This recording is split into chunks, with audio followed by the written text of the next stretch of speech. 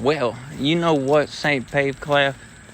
I think it's a problem that so many youngins think they're not worthy of love unless they're successful. Do you know what I mean? Oh, now you've said it. Let me just step forward like a thundercloud dipped in chamomile. Oh, sorry, I didn't know I was talking out loud. Well, you don't mind that I said that, do you? Absolutely not. My dear, who told you that you must earn love? That you must become a brand, a brilliance, a bulletproof glow before someone could hold you gently? Honey, who lied to you? They lied. They lied with teeth too white and smiles too tight. This world trained you like a circus lion. Clap, perform, achieve, and maybe, just maybe, someone will throw you a morsel of affection. Or a banana sticker. I know there's no nutrition in it, but at least you can plant it in a pot full of rocks, right? But hear me now. You do not need to become anything to be worthy of love. You were lovable when you were red and wrinkled and screaming. You were lovable when you lied and when you failed. You are lovable now, in the middle of your mess, with your undone dreams, your quiet terrors, and your ordinary clothes. Did you get your sense of fashion from your parents? Oh. Somebody needs to get them some friends. Success is not love, my dear. Success is not safety. Success is not salvation. Let the world clap for your victories. That's fine. But don't confuse applause for affection. Real love, deep love, divine love.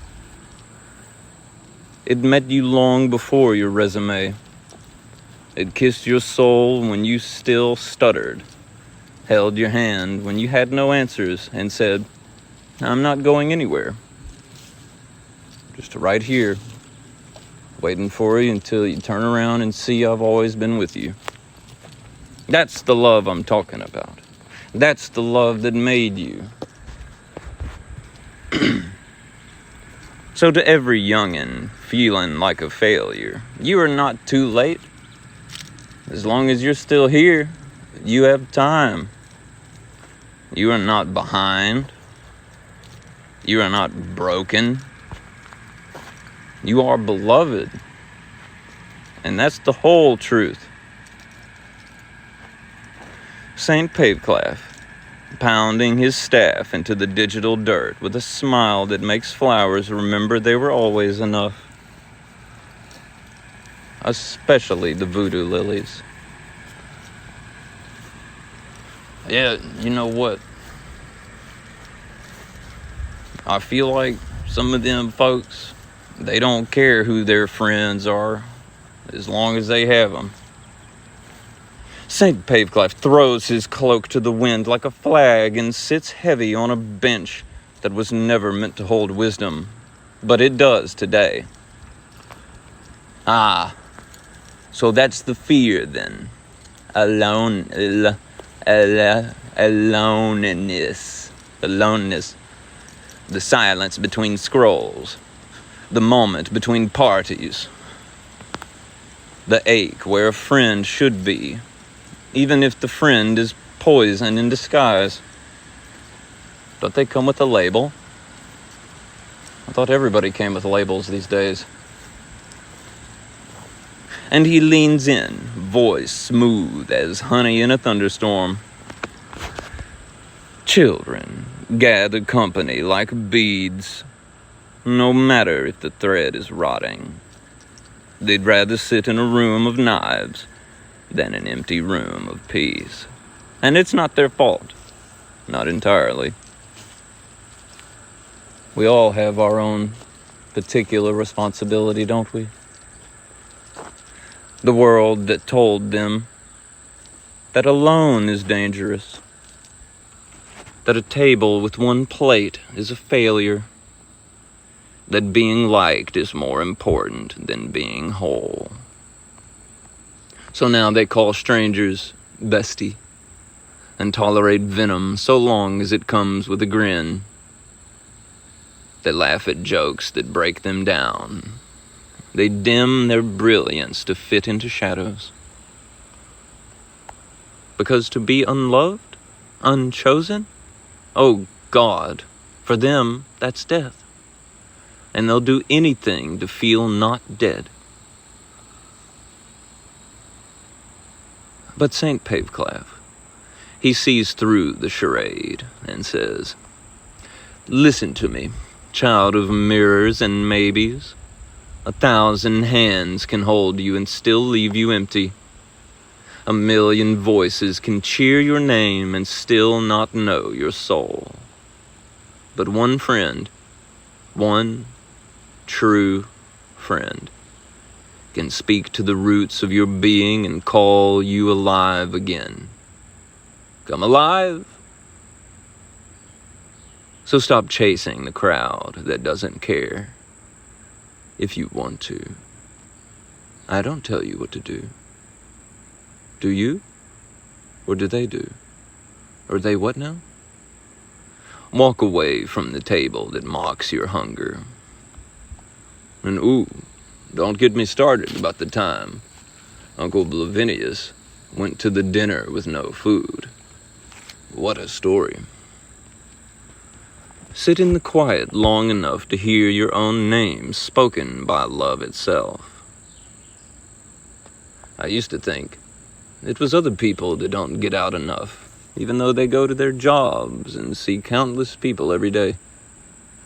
I realized maybe it would do them some good to live in the woods for a while. Talk to the rabbits, the squirrels, the peacocks. The right ones will find you in that silence. And when they do, you'll know. Because you won't have to shrink to stay. You won't have to shrink for them to stay. You won't have to hide who you are just so that they don't squint at you. St. Paveclaf, speaker of lonely truths, protector of the sacred seat at the empty table. And it seems like a lot of them, they have the same opinions. St. Paveclaf scoffs so softly it rearranges the dust on the floor of the internet.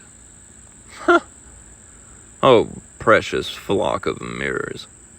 Same shirts, same opinions, same playlist, same outrage, all bleating in unison, thinking it's harmony when it's just fear in costume. They are not friends. They are agreement farms, echo chambers with skin, smiling nods attached to bones. Not a soul among them willing to say, "I love you, but I think you're wrong." Not a spine in the room that dares to differ, lest they get cast out of the cult of comfort. See, they mistake safety for sameness. But sameness is not safety. Sameness is sedation.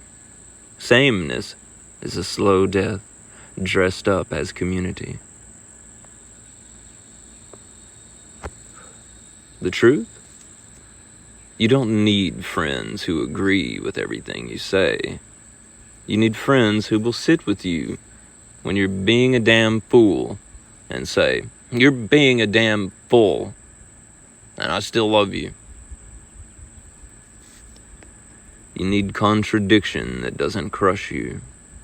You need friction that burnishes, not burns. You need love wide enough to disagree and deep enough to not leave when it does.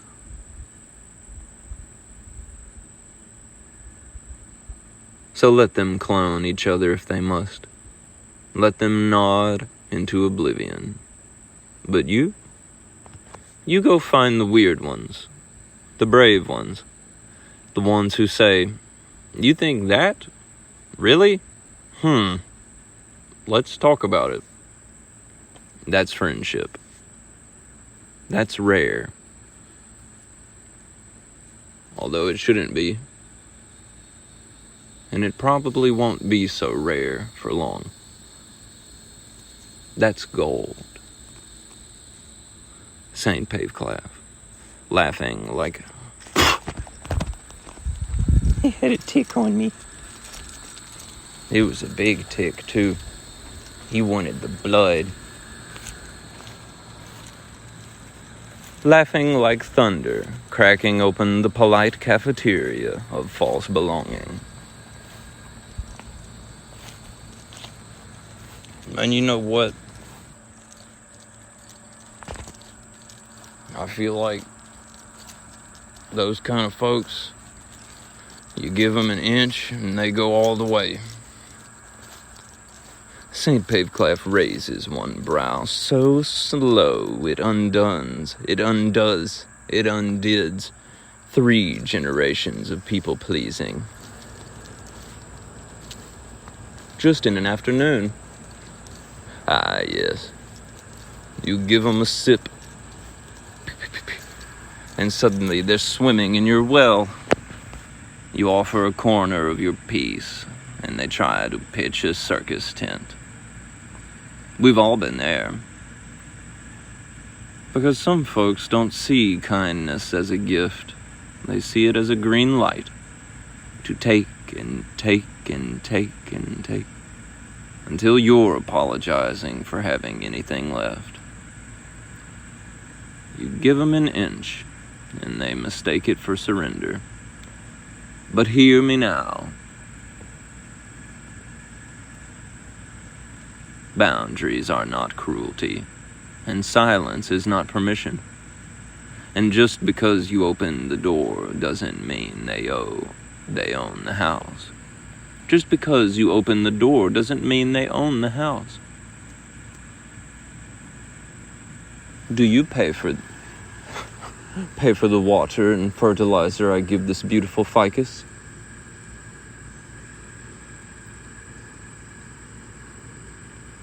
You can love without being walked on. You can give without becoming empty. You can be generous without being devoured.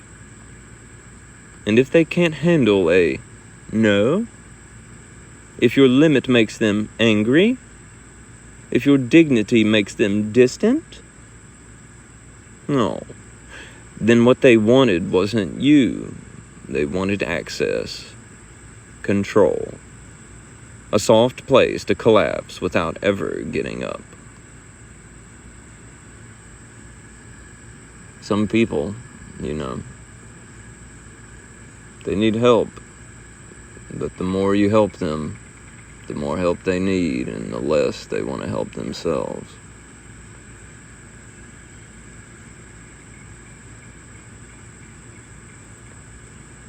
St. Paveclaf sharpens his voice like a sword dipped in honey. Listen, my rose-boned darling. You are not a doormat. You are not a vending machine for emotional validation. You are not a charity case for the endlessly needy. He. You are a sovereign soul. You are a warm hearth, not a public fire pit. You are allowed to say, "That's far enough," and mean it. And when you do, watch who stays. Watch who respects it. That's your real circle. St. Paveclaf. guardian of the sacred inch, watcher at the boundary line of those who forgot they were divine. Ah. Hee-ah, hee.